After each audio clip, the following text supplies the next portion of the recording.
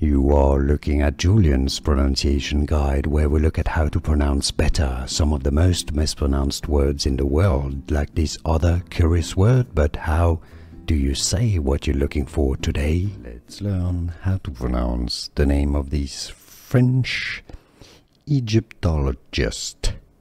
For more names of famous scientists and more names from Egypt as well, make sure to stay tuned, okay? He's very famous for the Rosette Stone, I believe. Champollion, Jean-François, so that's his first name, Jean-François. Jean-François, you could say in English pronunciation, Jean-François, Jean-François, Champollion, Champollion. So Jean-François Champollion, French pronunciation, Jean-François Champollion, Jean-François Champollion. Here are more videos on how to pronounce more confusing words and names too many mispronounced. Like this video if you found it useful. I appreciate your support. I'll see you soon and thanks for watching.